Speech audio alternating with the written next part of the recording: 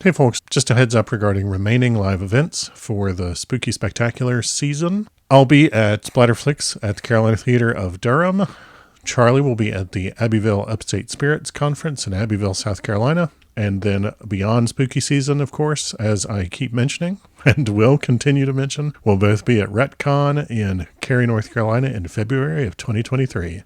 Also, we've got some pretty cool plans for 2023 live appearances that we're not quite ready to announce just yet, but there's going to be a lot of opportunities to see us in a lot of places.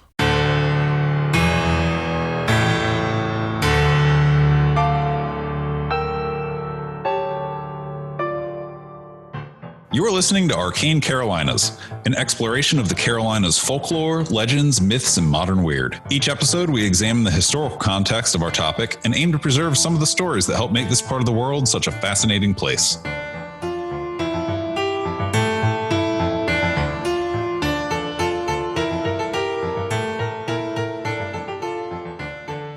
Hello, Michael. Hello, Charlie. Are you ready? We probably shouldn't open Arcane Destinations like this, because this is one where people might not know us. Hi, I'm your co-host, Charlie Mushaw. Welcome to an episode of Arcane Destinations, a spin-off of Arcane Carolinas, in which we explore the folklore, legends, and modern weird stories out of states that people have told us about. And I am your other co-host, multi-award winning novelist, Michael G. Williams. And I'm giggling because we started to do a very different kind of intro, and that's probably going to be the stinger at the end, just so you know. Yeah, I mean, maybe we just leave it in. I don't know. Who's to say how these things work? You never know. You are. You're the one that says how these things work. Indeed. So yeah, if this is your first time listening and you are in the great state of Delaware, welcome. Gave away the spoiler. That's today's topic. Delaware, the first state, home of tax-free shopping. A small wonder. A place that I've been to many times for parties because I have a friend that's lived there for 22 years at this point. Wow. It's very flat. It's the only place I've ever won at slots at Dover Downs. Okay. Other reasons to like Delaware. Wyoming Tavern is a good spot. The nearby Amish market and flea market in that neck of the woods is outstanding. I really can't say enough nice things about Delaware. I mean, I've spent very little time there, but the time I spent there was perfectly pleasant. There you go. Delaware. So before we get into today's lesson, the way this usually works, if this is your first time joining us, is that we explore a story. We look at it from its historical context and try to figure out what's real, what's not, if we can verify any of that. But because I have a friend that's lived in Delaware and this is Arcane Destinations, it's appropriate that we, similar to how we did with New Jersey, get on the horn with somebody from Delaware and have a little chat with them before we get into it. So, absolutely. Without further ado, we will now cut to a phone call with my buddy Kevin. So Kevin, introduce yourself, because I don't remember what I said on the bit where we recorded that. I think it was just a short blurb about the idea of Arcane Carolinas doing kind of an Arcane Destinations. So I am your friend from the lovely state of Delaware. That's right. Here to give a fun little story from the history of Delaware and then give you something that I was a part of here. Excellent. Yeah. Appreciate it. For folks that don't know, because there are people that listen that know, but for folks that don't know, I've spent more than a little time going to Delaware for the best of the best garage parties I have ever attended. For sure. Yeah. And a few nights sleeping in a dorm room on base, playing video games into the wee hours of the morning. Yeah. Yep. A little bit of everything. Yeah. And a New Year's party in which, and I didn't do this and you didn't do this, a New Year's party during which the neighbor's manger scene was robbed of a certain infant. But did you replace it with a different infant? I didn't do it. I didn't have anything to do with it. Okay, did these mysterious figures... No, we legitimately didn't know. So the next morning, this was a rager. This party was huge. The next morning, this is dating myself, putting a new car stereo in my car. Because it was a thing that people would do when you didn't have a CD player. You'd put a CD player in there. Yeah. Oh God, that was a lot. It was because you got a Chevy, and I had a Chevy, and mine came with a tape deck, and you upgraded your CD player. It was like, do you want the stock one for mine? And I was like, yes, I do. Right. Put the stock CD player in the old Boo, right? I don't think it was the Boo. I think it was the Blazer. You're right.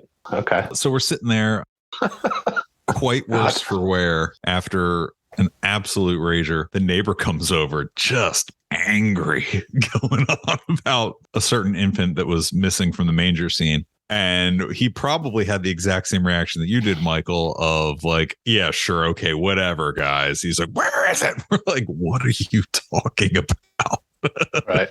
That's rough. Anyway. Yeah. Delaware. I've had a lot of fun there. Yeah. We have. Yeah. Most recently, you hosted me for a long weekend. I came up there and we kicked around and looked at some cool historical sites and a couple good restaurants and bars, which I think I already plugged earlier at the beginning of the episode. But one of the things, Kevin, you shared a bit of history with me before we get into the stories that you brought that I found interesting. Two things, actually. One is the Golden Fleece Pub. Ah, yes. I mean, you want me to go into it or do you want to? Yeah. Let's talk about it. So the Golden Fleece Pub, I don't know, obviously, I don't know it, by heart, but the short version is that when the people who were basically drafting, I don't believe it was the Constitution. I think it was when they were ratifying the Constitution, where they would go to meet in Delaware being the first state. It was the first state that ratified the Constitution of America. And, obviously, so they would meet at this small little bar called the Golden Fleece. That actual pub has been converted into, I think it's a law office now, but just up the street from there is now still a Golden Fleece that you can go to, and it's super fun. But the original place that housed the original Golden Fleece, the sign is still out front. Mm-hmm. And it is still on the Historic Society. And from there, you kind of wrap around the corner of that block and you're in what's called the Green. And that is where the Constitution was actually ratified for Delaware to become the first state, which is pretty cool. I mean, up until that point, it wasn't the United States of America. Yeah. In fact, it wasn't the United States of anything. And even after that, it was only the United States, but which is kind of fun. Yeah. So Delaware being a super tiny state doesn't get a lot of love a lot of times, but not even united. It's the state of America. Right. Yeah. It would be it would be the soon to be united with someone else state of America. Yeah. So, which is kind of fun. Ye old state. Yeah. But yeah, I remember, so we drove there and the Green was really cool. And I definitely got the vibe. And you said something similar to this, that you were like, oh yeah, in October, they'll all unfurl the spooky signs and be like, ghost walk here. And then November 1st, they roll them all back up and be like, what are you talking about? Pretty much. Yeah. It's kind of, if you've ever seen Savannah, the squares in Savannah, there's just one in downtown Dover. Literally just the one square. And that's on one corner is the Golden Fleece, and then kind of Constitution Hall and everything's directly behind it. So it's all just right there. But at the time, they didn't know how big they needed to be. So they kind of put it all in one spot. Yeah. Tying this to the Carolinas just a little bit, Michael, you probably know about this. Do you know about Mech Deck Day, Michael? I have never heard of that. Okay. So Mecklenburg County made a claim in the early 1800s that they had actually not ratified the Constitution, but rather passed its own Declaration of Independence before the Declaration of Independence. Well, okay. They were claiming 1775, and they were like, oh yeah, no, we totally did that. And founding fathers that would have been at the Golden Fleece were like, I don't remember hearing that. And it was Jefferson and Adams exchanged letters about it. And they're like, you hear what they're saying in North Carolina? And they were like, they're just caught up in the spirit of independence. Let's just let it slide. They say whatever they want, but we know the truth. And like, it was a big thing in the newspapers, and historians argued about it until they actually found that it wasn't the Mecklenburg Declaration of Independence that was true. That is pretty widely not accepted, even though the date that it was allegedly signed is on the North Carolina state flag. Right.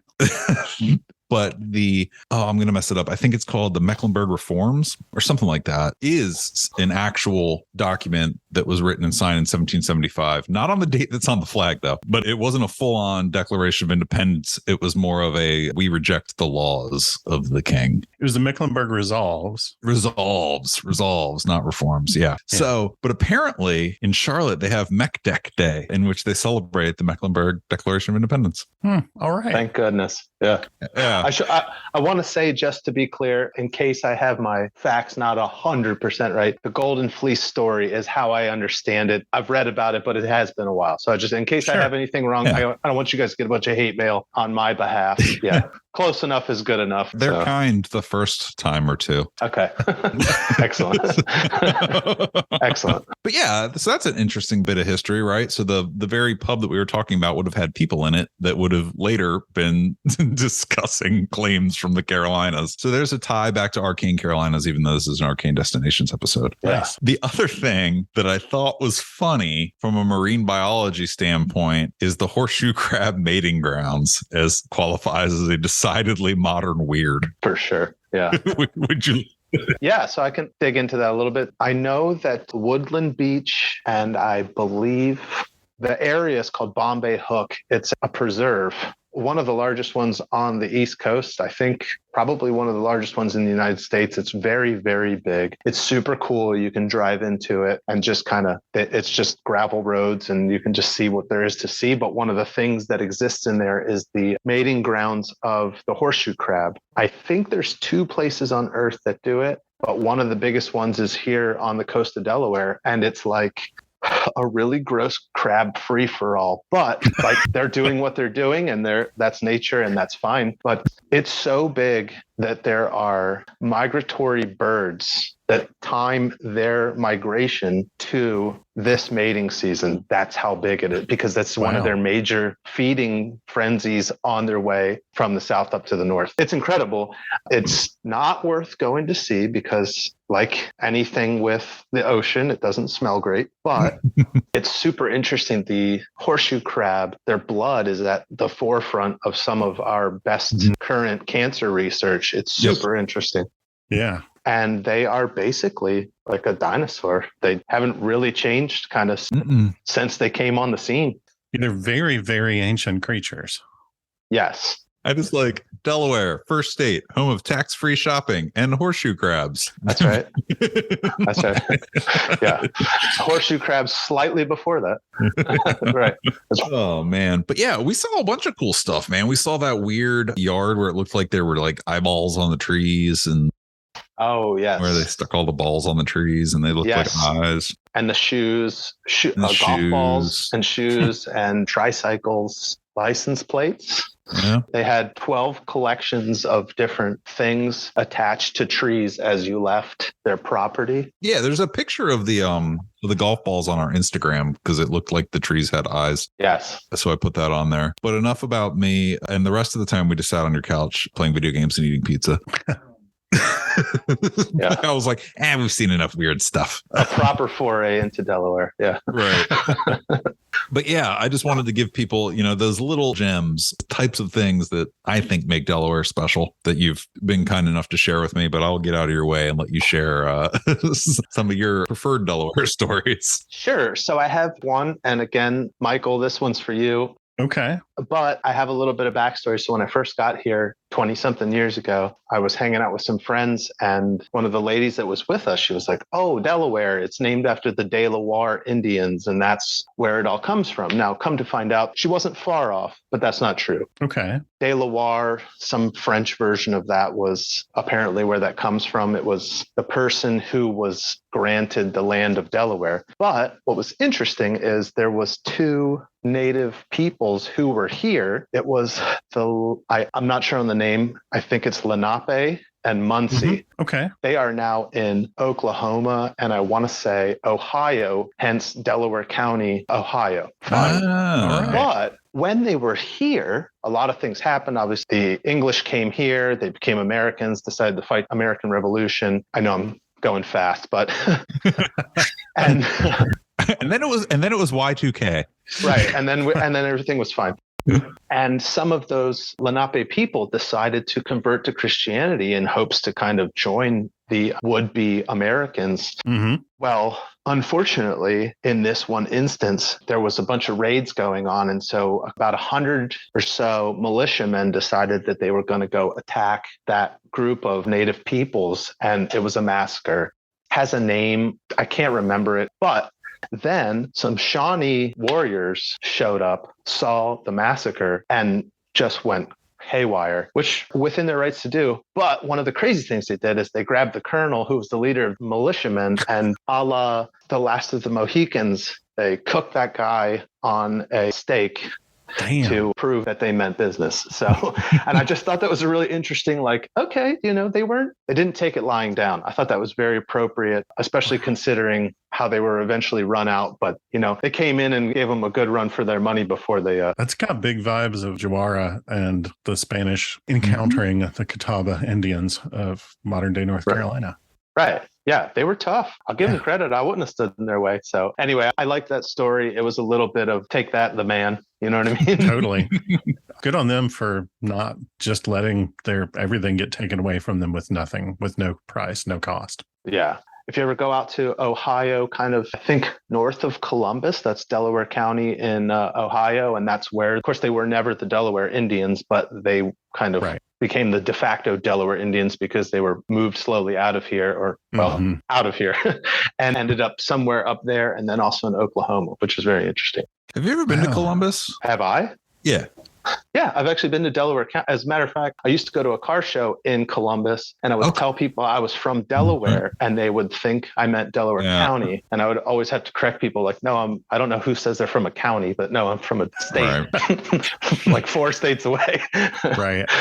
But I only ask because I spent a week in Columbus once, and the only thing that I remember, and this is so dumb. Well, I remember 2 things. I remember I went to a bar that had like a nice like tin roof on the inside that had been like wonderfully restored. And then there was a sculpture of Christopher Columbus, and his index finger, he was pointing with it, and they made his index finger grotesquely oversized so that it wouldn't break off. Right? You know what I mean? So it looked like a turkey leg or something like in comparison to the the dimensions of his other digits. It was just like, did he have some kind of circulation problem that caused that? So when you said Columbus, I was like, oh, that's fascinating. I didn't know about the Delaware County thing. When I think of Columbus, I just think of his giant fat finger. Yeah. I could see that sticking in your brain hole, though. Yeah, really locking it in. Yeah.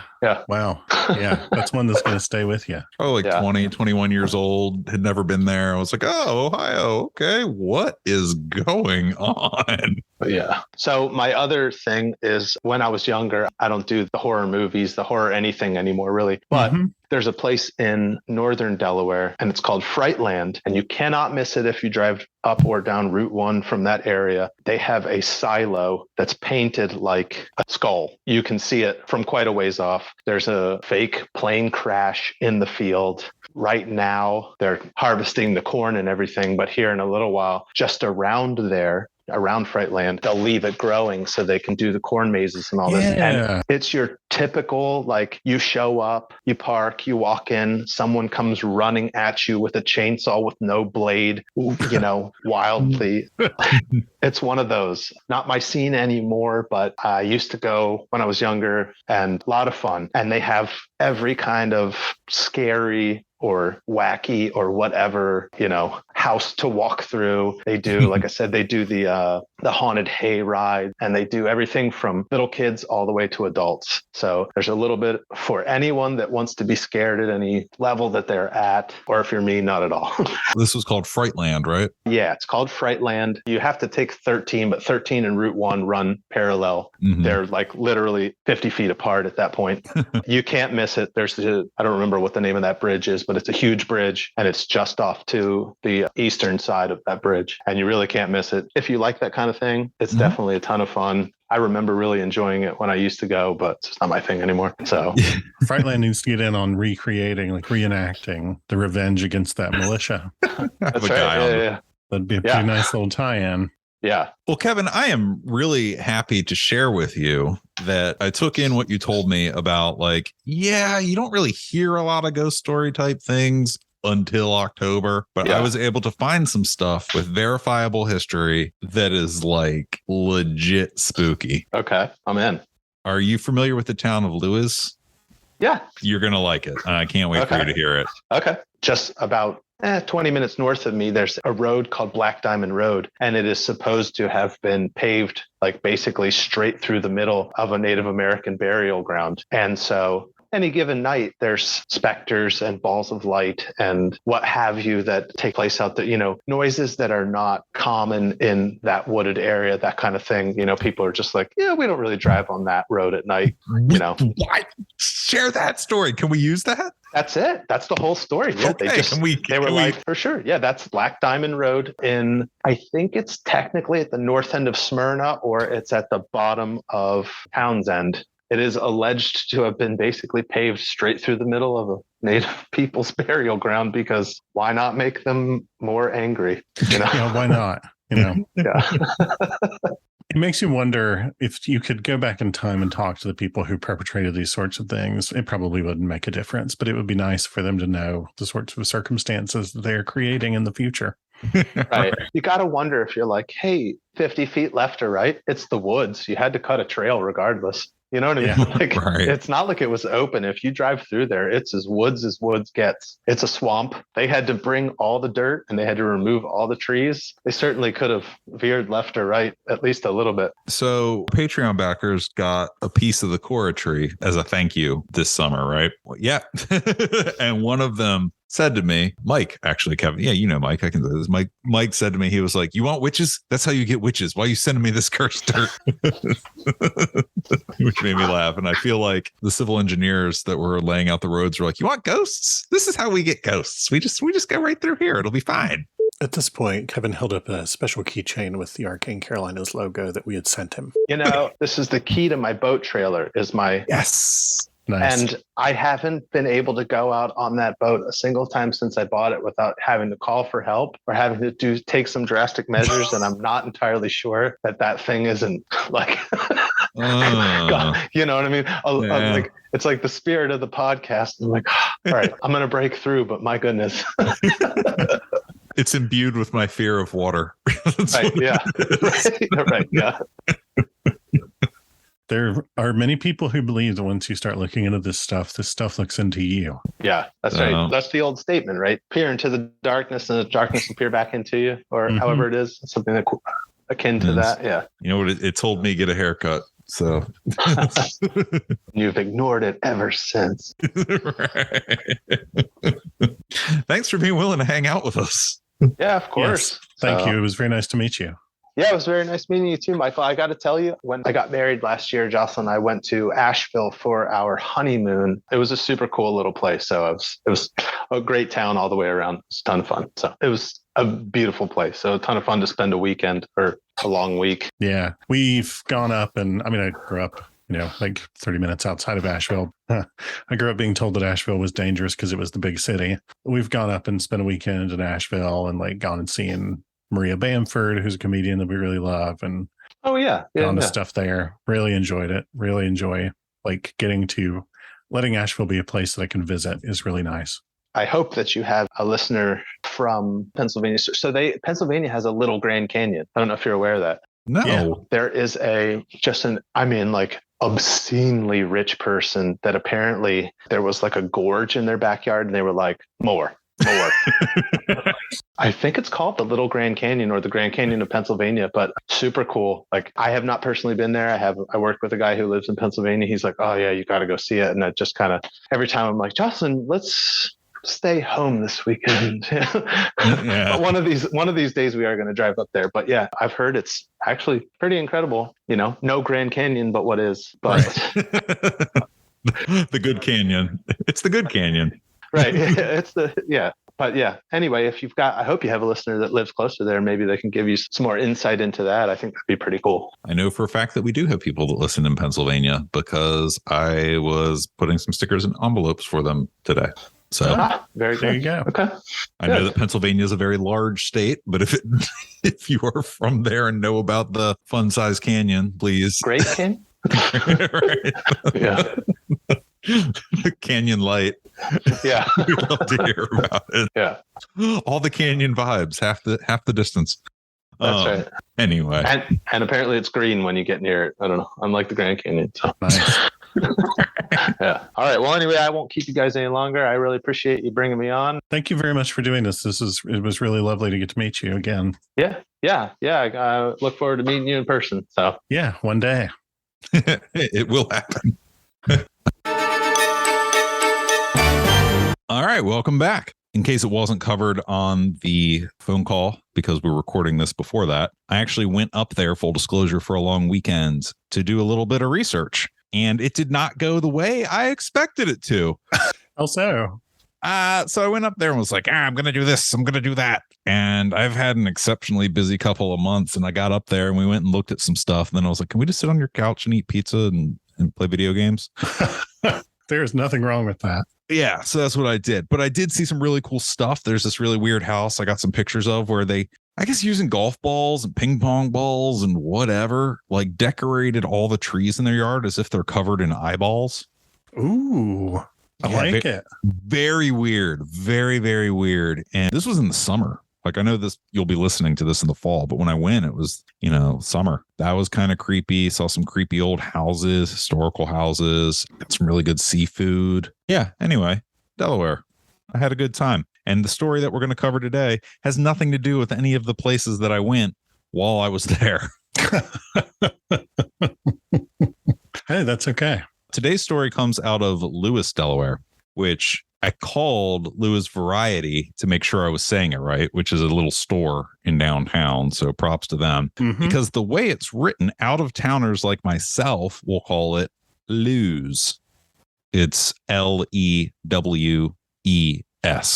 Yeah, I would have guessed lose, like Lowe's. Right. So on the blink, and so for those of you from out of state, Lowe's is not only a hardware store, but it is a local grocery chain in North Carolina. Yeah. It might be elsewhere too. I don't know. Yeah, it is. Oh, well, there you go. It's not ours. We're not special. I think they're headquartered here. There you go. That's why there's so many. Yeah. So I was like, well, how do you pronounce this? I want to get it right. So I called Lewis Variety Store and she was like, yeah, it's Lewis. It's like a soft pronunciation. It's not Lewis. Yeah. It's not, it's not Lewis. It's not Louis. It's not Lewis. It's Lewis, as if it were Lewiz. Sure, as if it were the plural of Lua. Yeah.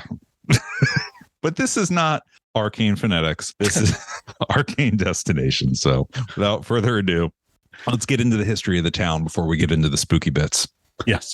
Lewis was the site of the first European settlement in Delaware. It was set up as a whaling and trading post that 32 Dutch settlers founded on June 3rd, 1631. They named it Swan Valley. They were killed within a year by the local tribe of Lenape Native Americans. I mean, we've talked about this on a lot of other episodes, probably not entirely without reason. So they stayed away until 1662, when the colony of Maryland said, we're going to take that land. So the Dutch sent a group of 35 Mennonite men to settle the area. They said, go settle. A year later, in 1663, they were joined by 41 additional people from the Netherlands. And a year after that, in 1664, the English killed a bunch of them and burned it to the ground. All right. Things are going well for them. Yeah, it's off to a smashing start. Literally, probably. Right. One of the descriptions I read said that in this raising of the settlement, there wasn't even a nail left. Oof. So the Dutch slowly snuck back into the area over 9 years, like slowly building it up as if to not draw attention. Right. And then it was burned down again by colonists from Maryland. Wow. You gotta wonder, like, how much of that enmity, if any, has survived in the modern culture. Right. So not a great start, but now distinctly under English control in 1680, the Duke of York decided they were going to give it a go. Okay. The Duke of York is in charge of this area and says, go ahead and build a log courthouse. Let's set up an Anglican church. Let's do something with this spot. And in 1682, the Delaware colonies were given over to William Penn by King Charles II as payment for a family debt. Ah, okay. And that is when the settlement took on the name Lewis. William Penn said, all right, we're going to call this Sussex County. This is what we're calling the town. Like, let's do this. Interestingly enough, on April 6th and 7th, 1813, during the War of 1812, Royal Navy vessels, under the command of some guy named Captain John Beresford, briefly and ineffectually attempted to bombard the town. So somebody tried to blow it up again. This town like can't catch a break. Yeah, but this time it didn't work. A cannonball from the bombardment is actually still lodged in the foundation of what is now called the Cannonball House. Oh, well, that's pretty on the nose. That's funny. It's also a weird side note. Because I did an episode about San Francisco, my favorite hotel to stay at in San Francisco is called the Beresford Arms Hotel. Oh, cool. Yeah. Yeah, so when we're recording this, I had no idea about that. This is awesome. Yeah. Serendipity. Yeah. It's one of those little coincidences. The Cannonball House is now a maritime museum. Oh, neat. Lewis Beach was an important stop on the Underground Railroad in the years leading up to the Civil War. Oh, that's even neater. Yeah, so Delaware is a border state, not a part of the Confederacy. Note to all the people flying the stars and bars that I saw when I went up there. But it was still quite dangerous for fugitives, right? Because it's right on the border, so it's like a DMZ, right? Yeah, totally. It's a mix of folks. Several houses in Lewis would mark themselves as safe houses by putting a single candle in the top window of the house. Oh, I never knew that was a thing. That's really interesting. I mean, that's how they did it in that town. I don't know if that's like a universal thing, but in the town, it was known that was the symbol. This is a random aside that doesn't have to stay in the episode, but it would be really interesting if we did at some point did an episode about the Underground Railroad in the Carolinas. That would be. I'm just going to say that out loud so that it goes into my mental list. These days, the Cape May Lewis Ferry is kind of what it's known for, the town. It's a major transportation route between the Delmarva Peninsula and the Jersey Shore. It also gives folks a shorter option for getting up north to New York City. You know, you just go up the Delaware. Right. But this is actually the site of today's story, is that ferry terminal. Oh, okay. The lead, because it's estimated that between 600 and 800 people are buried beneath it and its parking lot. Wow. That's a lot of people. Yeah. So I was able to very easily confirm this as historically accurate. The area was paved over and built up in the 60s for the construction of the ferry terminal. Prior to that, for like hundreds of years, it had been a bit of like a potter's field for early mariners. It was for an unknown mariner's grave, essentially. So those early Dutch settlers, Native Americans that were killed in conflicts with those settlers, crew members of ghost ships or wrecks that would come on shore, basically anyone not in position for traditional graveyard burial. And remember that the first formal church didn't come till well after the first time that somebody had tried to settle there. Yeah. You'd be buried in this field. So I found an interview with a local paranormal historian, Rick Coherd of the Delmarva Historic Haunts. And he said that back when he was coming up, he had heard that you wouldn't bring your kids to that beach because bones would occasionally come up through the sand. Oh, gosh. Or be like bobbing around in the surf. Man, that's a heck of a souvenir. Yeah. So if you look at it now, if you're looking on Google Maps, like top down, the way it arranges the map, if you're looking at the terminal, you can see the big parking lot. You can see the terminal. You can see that they used a bunch of rocks to build like a seawall. There's no sand. They like built that up. So it's all contained where it had been. So that shouldn't be happening anymore because there is a public beach to the left. Wow. Gosh. The historical marker didn't go up commemorating the location. Commemorating, is that the right word? Acknowledging the location until 1983. And one sort of spooky little bit of embroidery said that paranormal occurrences were higher before the sign went up. Oh, okay. So by honoring the dead and observing them, then you put a few of them at peace. That was the implication that I got from the article. The same article had an interview with somebody named Rick Lane that had worked at the ferry for, at the time of the article, well over a decade. So at this point, it might be 2. Mm-hmm. And he told the reporter that keeping overnight staff was near impossible. This is a direct quote from somebody named Rick Lane from Lewis, Delaware. We had one lady, real nice lady. She'd only been there 3 or 4 nights. She came running in, threw the keys at me and said, "There's ghosts in there. Nobody told me that. I'm not staying. I quit. I'm done." All I can say to her is, been there, done that. If you'd like to hear Michael's experience, I believe the episode is titled Being Watched in Wilson. Yeah. He also told the reporter that his wife and kids had an experience there when they came to visit him one night while he was working. They claimed that a man poked his head into his office when they were sitting there, said nothing, and then left. But the thing is that no one else was working that night. And another direct quote, "We had pictures in the front lobby. She looks at his picture and says, 'Yeah, that's him. Why is the picture up there?' And I said, 'Because he died 7 years ago.'" Oh, I love stuff like that. Yeah. I love stuff like that. And I mean, like, it's a local newspaper. The dude has no reason to make this up. Yeah.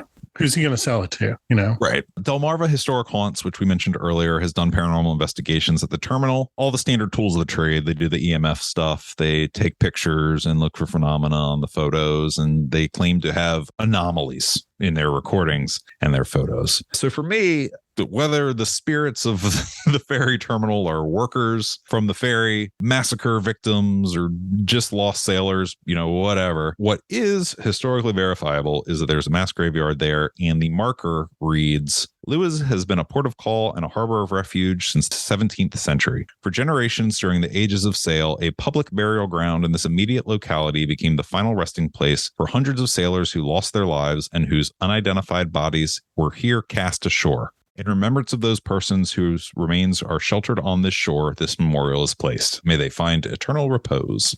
I like that. That's really great. And it speaks to the incredibly diverse set of circumstances in which someone could wind up in that cemetery. Wind up in that hole. I imagine it was just a big hole. Sorry. This also makes me really want us to do an episode about the graveyard of the Atlantic. Yes. I feel like we've done a lot of Outer Banks stuff, but I feel like we haven't done that. Yeah. There's also a little neighborhood. So I mentioned that if you're looking at Google Maps, like top down, the way it orients the map, to the left, there's a beach. To the right, there's a little neighborhood. And I do have to wonder if there's any odd occurrences in that neighborhood. Oh, I would be fascinated to find that out. Yeah. Because there definitely are in other parts of Lewis.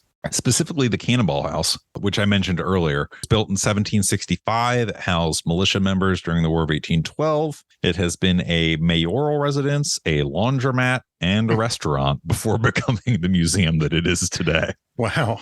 That's some real reduce, reuse, recycle. Right. Keep the cannonball in place, no matter what it is. Come on down to Cannonball Laundry. Or if it's a bar, I'll have the Cannonball special. Dude, you would have to make a drink and call it the Cannonball. Oh, yeah, 100%. That would be required. Yes. I would refer to myself as Mayor Cannonball if I lived in the Cannonball House and it was mayoral residence. What's your platform? Cannonballs. More of them. More of them. And a cannonball in every house. That'd be really fun. So I found an article, a separate article from the one that I mentioned. It stated that while restoring the Cannonball House in the 60s, the Lewis Historical Society's maintenance person organized his tools every night to prepare for the next day, right? Like you're done, you get all your stuff together, you line it up for the morning so you come in and can get to work. But every morning he'd come in and they'd be out of order and the door to the attic would be open. Attic, third floor, whatever. The upper room would be open. Ooh. Oh, I love creepy stuff like that. Right. And the thing is that no one supposedly had come or gone from the house the night before. And this is like a real dude. His name was Fred Hudson. And by his account, he got tired of it. And he was like, he thought it was a squirrel or something. So, which is funny. So he nailed the latch to the door shut on the outside of the door. He leaves, he closes it, and pops a nail in there. That's going to stop any kind of animal, right? Yeah. Thing is, he came in the next morning and the stuff was still rearranged. I really want to know if the door was open. Yeah, he said that the nail had popped out and the door was open. Oh, love it. Okay. Yeah. Now, supposedly the story behind that, and this is what he said because he knew this story. In 1917, a woman had caught fire, killing her. Oh. And he said in the article, Hudson apparently was just like, oh, it's the ghost of that lady. So I'm like, that should be pretty easy to track down, right? Yeah. And it was. Her name was Susan Rowland. Roland, however you want to say it. It's got a W in there. Rowland. Roland. I've heard it pronounced both ways. Yeah. Potato potato. And she owned what is described as a sundries store in one part of the home. Yeah. So she sold out of one part of the home, lived in the other. I start digging up facts on her. And there was, in fact, a person by that name that lived in the town, is currently buried in the Presbyterian Church's cemetery in that town, died on March 24th, 1917, after her skirt got too close to the fireplace. Oh, gosh, that's horrifying. Yep. Well, I say fireplace. They said hearth, but Oh, yeah. Hearth, Hearth and Home. Isn't that a magazine? Yeah. Something like that. I mean, it's certainly a saying, Yeah. I don't think they'll ever sponsor us or feature us. So it's probably fine if I got it wrong. Big Hearth is coming for me. Yes. I've been blackballed by Big Hearth. I've been cannonballed by Big Hearth. Indeed. So, yeah. And, the director of the museum in this article that I found confirms all those details. Pretty cool stuff. And that same historical museum director, Mike DiPaolo, let's just call him Mike. He said that a former Delaware River captain, because, fishing's a big thing up there. Yeah. Came in, was like, oh, I want to tour the Maritime Museum, as one would want to do if it was their profession. Sure. He apparently was like hanging out on the lower floors, having a good time, goes upstairs and comes down, like bolts downstairs after a couple of minutes and just leaves. Apparently, he said to the museum director, I got to get out of this house. There's something there. Nice. Yeah. Pretty cool. Yeah. I did find a little bit of info on yet a third haunted location in the town of Lewis. I am not going to name it because I couldn't get anything historically verifiable on it. And if this is your first time listening, that's kind of our shtick. If we can name names and line stuff up with a little bit of real history, we'll cover it. But if you tell me that you saw the boogeyman in your backyard and nobody else saw it, I'm not going to tell you you didn't see it, but I'm going to need a little bit more. Yeah. But yeah, pretty cool little town. I just feel like there's enough meat on the bone as far as Lewis is concerned that we didn't need to fill it in with any kind of embroidery or like shallow stories. Like I feel like there's enough real history and tragedy there that I'm in. I'm willing to accept that some weird stuff happens. Well, you get a broad variety of stories told by a broad variety of people, none of whom are particularly seeking to gain anything by telling those stories. And you're able to find historical evidence of the story's origins being real. That makes me totally willing to buy this. No problem whatsoever. And now I kind of want to go to this place and check out this Maritime Museum. And I say this with love in my heart for Delaware. It is the most Delaware thing ever to pave over a mass grave. If you have ever been to Dover, it looks like things just fell out of the sky willy-nilly and was just like, oh, that's where this goes. That's where this goes. It's part of it being so flat, right? Yeah. Like there's no real hill. So when you get like a road that is long and straight, it just looks like stuff that's just fallen out of the sky and landed. And that's where the Hardee's goes. That's funny. Shades of our High House episode and care. Yeah, absolutely. If you want to hear me say the exact same type of critique of a part of North Carolina, I am an equal opportunity hater on Bonefish Grill. I've never even eaten at Bonefish Grill. I have nothing against Bonefish Grill. I know lots of people like it. For me, it's like the perfect symbol of suburban sprawl. Yeah, definitely. If it had been 20 years ago, I would have said a Shoney's. A combination Shoney's and Walgreens would pretty much sum up the town of Cary. Shoney's. Can't think of one thing I liked there. I can't remember ever eating. Oh, they had the ice cream machine. I liked the breakfast buffet when I was in high school. Yeah. They had the ice cream machine, right? Yeah, totally. Yeah, because I remember going to one of those places and I put gummy bears on my ice cream when I was a kid and then found out real quick the hard way that gummy bears get real hard when they're cold. And they don't make for a great topping. I know if you like gummy bears on your ice cream, go ahead and send us an email, arcanecarolinas@gmail.com, and I'll send you a sticker to apologize for hating on gummy bears on ice cream. Actually, you know what? If this is your first time listening, if this is your 100th time listening, if you want a sticker, email us, arcanecarolinas@gmail.com. We'll send you something for free. So that wraps up this installment of Arcane Destinations. If you're listening for the first time, we hope you liked it. Please check out our show. Leave us a rating on Apple Podcasts if you don't mind. It's super easy. Or whatever you listen to us on. That's fine. I only read the Apple ones. I do check the other ones every now and then. You're nicer than me. I don't know how. It's not that you're nice. I would check them if I knew how. I'm just more desperate for validation. Thanks for listening.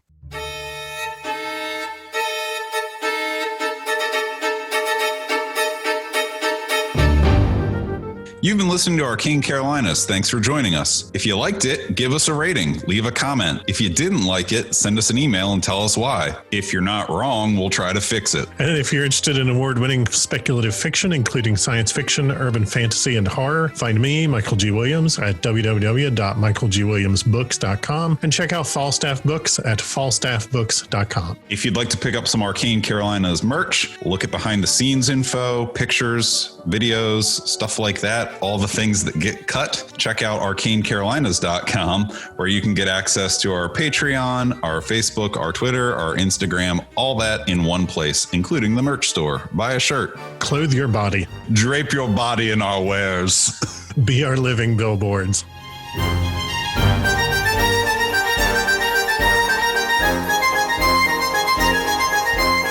Please do not include that. I will not. That might be our stinger.